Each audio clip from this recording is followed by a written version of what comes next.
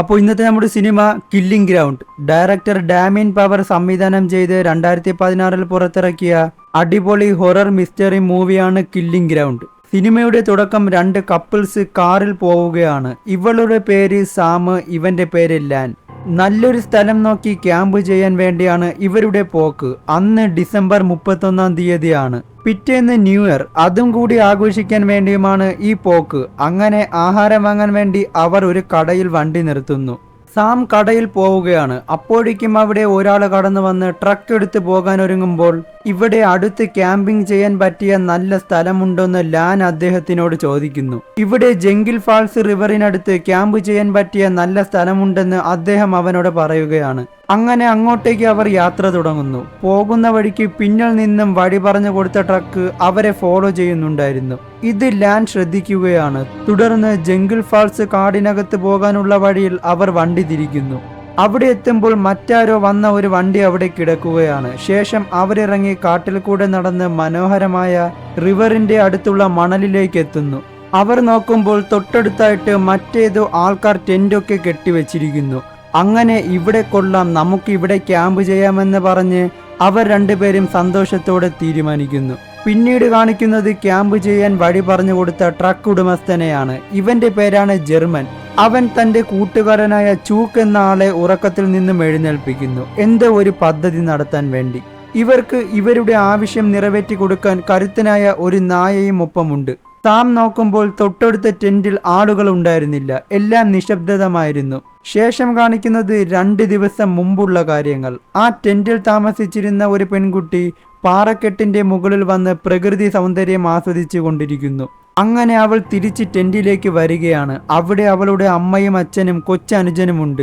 ഫാമിലിയായിട്ട് ക്യാമ്പിംഗ് ചെയ്ത് ജീവിതം സന്തോഷകരമായി പോവുകയാണ്. രാത്രിയാകുമ്പോൾ അവർ തീയൊക്കെ കൂട്ടി സംസാരിച്ചു കൊണ്ടിരിക്കുന്നു. ഈ സ്ഥലത്ത് വന്നവരെ പിന്നീട് കണ്ടിട്ടില്ലെന്ന് അച്ഛൻ അവളോട് പറയുകയാണ്.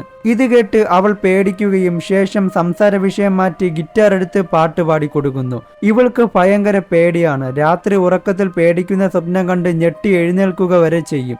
ഇപ്പോൾ കാണിക്കുന്നത് പ്രസന്റ് ഡേ ആണ്. സാമും ലാനും ക്യാമ്പിംഗ് ഒക്കെ തുടങ്ങി. തുടർന്ന് മൂത്രമൊഴിക്കാൻ വേണ്ടി സാമ കാട്ടിലേക്ക് പോകുമ്പോൾ എന്തോ ഒന്ന് കണ്ട് പേടിച്ചവൾ നിലവിളിക്കുന്നു. അവൻ പോയി നോക്കിയിരുന്നെങ്കിലും അവിടെയൊന്നും ആരും തന്നെ ഉണ്ടായിരുന്നില്ല. പുറത്ത് എല്ലാ സ്ഥലങ്ങളിലും ന്യൂ ഇയർ അപേക്ഷിച്ച് പാർട്ടി നടക്കുകയാണ്. ഇവിടെ ജർമ്മനും ചൂക്കും പാർട്ടിക്കിടയിൽ വന്ന് അവിടുത്തെ പെൺപിള്ളേരെ നൈസിന വളയ്ക്കാൻ നോക്കുകയാണ്. ഇവരുടെ സ്വഭാവമൊന്നും ഒട്ടും ശരിയല്ല.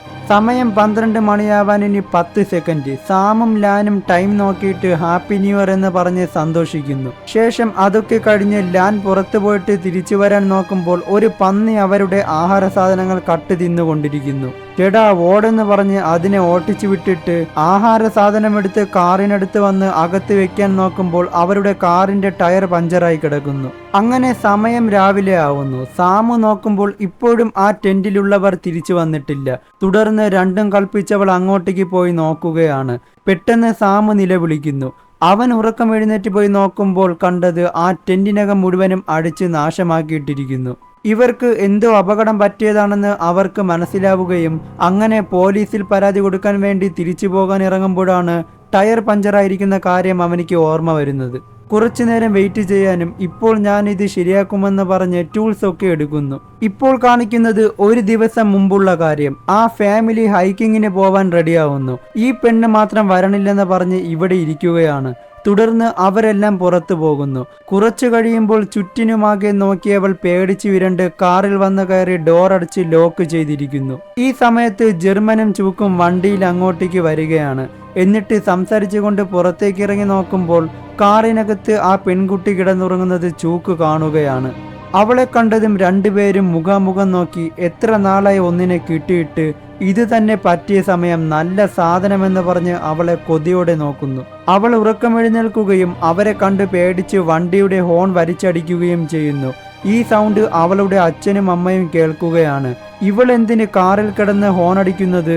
ഞാനിപ്പോൾ വരാമെന്ന് പറഞ്ഞ് അച്ഛൻ മുമ്പിലോട്ട് പോകുന്നു. എന്നാൽ തോക്ക് കാണിച്ച് ഭീഷണിപ്പെടുത്തി അവളെ പുറത്തേക്ക് വരുത്തുകയാണ്.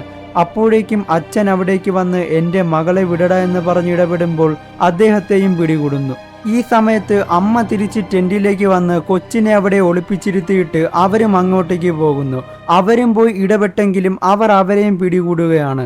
എന്നിട്ട് 3 പേരെയും കയ്യിനെ കെട്ടി തോക്ക് കാണിച്ച് ഭീഷണിപ്പെടുത്തി മുകളിലോട്ട് കൊണ്ടുപോകുന്നു. പിന്നീട് കാണുന്നത് അവർ മകളെ ക്രൂരമായി പീഡിപ്പിച്ചു കൊന്നിട്ടിരിക്കുന്നു. തുടർന്ന് അവർ 2 പേരെയും മൃഗീയമായി മരത്തിൽ കെട്ടിയിട്ടിട്ട് വെടിവെച്ച് കൊല്ലുകയാണ്.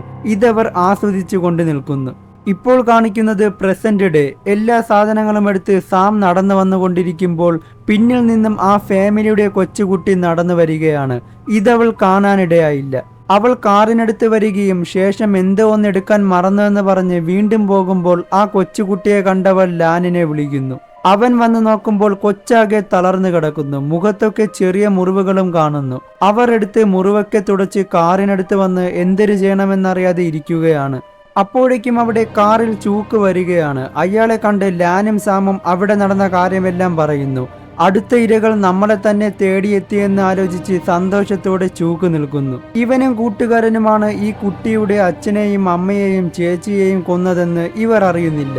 അങ്ങനെ നമുക്ക് മുകളിൽ പോയി നോക്കിയിട്ട് അവിടെ ആരെങ്കിലുമൊക്കെ കാണും, അവരോട് സഹായം ചോദിക്കാമെന്ന് പറഞ്ഞ് ലാനിനെ വിളിച്ചുകൊണ്ട് അവൻ തോക്കുമെടുത്ത് പോകുന്നു. പെട്ടെന്ന് തന്നെ തിരിച്ചു വരാൻ സാം അവനോട് പറഞ്ഞിട്ട് കുട്ടിയുടെ അടുത്ത് വണ്ടിക്കകത്ത് കാവലിരിക്കുന്നു. ഒരു കൊലയാളിയുടെ പിന്നിൽ കൂടെയാണ് താൻ നടന്നു പോകുന്നതെന്ന് ലാൻ അറിയുന്നു.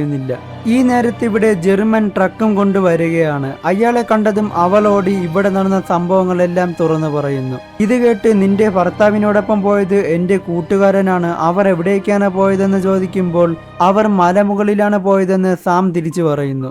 എന്നാൽ ഇവിടെ മലമുകളിൽ അവർ കൊന്നിട്ടിരിക്കുന്ന 3 പേരെയും ലാൻ കാണുകയാണ്. കണ്ടു ഞെട്ടി വിറച്ച് അവരുടെ അടുത്തേക്ക് പോയി നോക്കുമ്പോൾ ആ പെണ്ണിന്റെ അമ്മയ്ക്ക് ജീവനുണ്ടായിരുന്നു.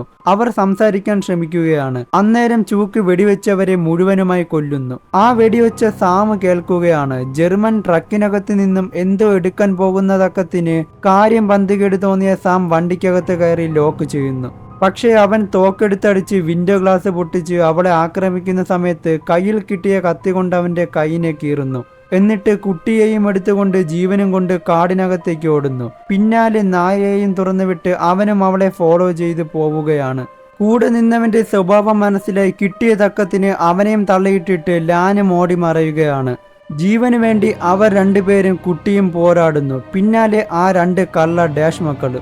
നായ മുമ്പിൽ കണ്ട പന്നിയെ കടിച്ചു കീറി കൊന്നു തിന്നുകയാണ്. ചൂക്ക് മുമ്പിൽ കണ്ടയാളെ കിട്ടിയ തക്കത്തിന് വെടിവെക്കുന്നു. എന്നാൽ താഴെ ലാൻ വന്ന് ഒളിച്ചിരിക്കുകയാണ്. പക്ഷേ കഷ്ടകാലത്തിന് ചൂക്ക് ഷൂട്ട് ചെയ്തത് തന്റെ സ്വന്തം കൂട്ടുകാരനായ ജർമ്മനെയാണ്. ഇവർക്ക് അങ്ങനെ തന്നെ വേണം.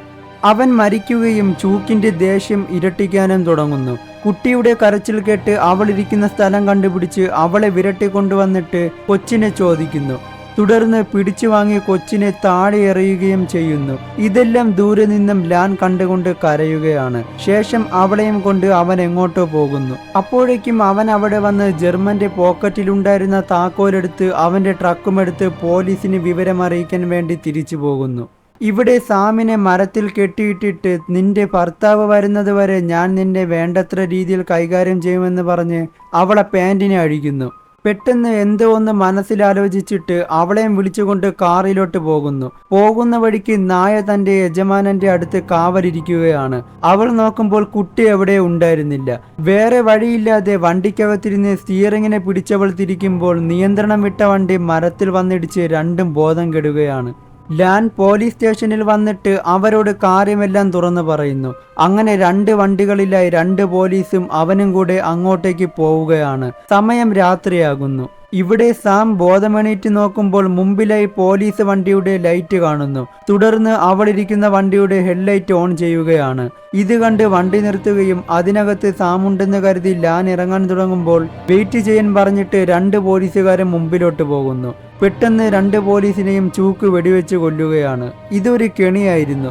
എന്നിട്ട് ലാനിനെ കയ്യിൽ ഷൂട്ട് ചെയ്തിട്ട് ഇപ്പോൾ കൊല്ലുമെന്ന് പറഞ്ഞ് ഭീഷണിപ്പെടുത്തി അവളെയും വിളിച്ചു വരുത്തിയിട്ട് അവൻ പിൻസീറ്റിലിരുന്ന് അവർ 2 പേരെയും മുമ്പിലിരുത്തി കാർ ഓടിപ്പിക്കുകയാണ്. ഇവന്റെ ക്രൂരത കണ്ട് സഹിക്കാനാവാതെ സാം രണ്ടും കളിപ്പിച്ച് സ്റ്റിയറിംഗ് പിടിച്ച് ഒരൊറ്റ കറക്ക്. കാർ ഡ്രിഫ്റ്റായി മറിഞ്ഞു വീഴുന്നു. കുറച്ചു നേരം സൈലന്റ് ആവുകയാണ്. ശേഷം ചൂക്ക് പുറത്തിറങ്ങി തോക്കെടുക്കാൻ പോകുമ്പോൾ ജസ്റ്റ് മിസ്സിന് സാം വന്ന് അവനെ പിടിച്ചു തള്ളിയിട്ട് കയ്യിൽ കിട്ടിയ കല്ലുകൊണ്ട് പക തീരുന്നത് വരെ തലയടിച്ചു പൊട്ടിക്കുന്നു. അങ്ങനെ അവൻ മരിക്കുകയാണ്. പിന്നീട് കാണിക്കുന്നത് ഹോസ്പിറ്റലിൽ നിന്ന് ബോധമെഴുന്നേൽക്കുന്ന സാമിനെയാണ്. അപ്പുറത്തെ വാർഡിൽ ലാനും കിടക്കുന്നുണ്ട്. അവൾ അവന്റെ അടുത്ത് നടന്നു വരികയാണ്. ആ കുട്ടി എവിടെ പോയി? കാട്ടിനകത്ത് ഇപ്പോഴും ജീവനോടെ ഉണ്ടോ ഇല്ലയോ എന്ന് ആർക്കും അറിയില്ല. ഇതോടുകൂടി ഈ സിനിമ ഇവിടെ അവസാനിക്കുകയാണ്.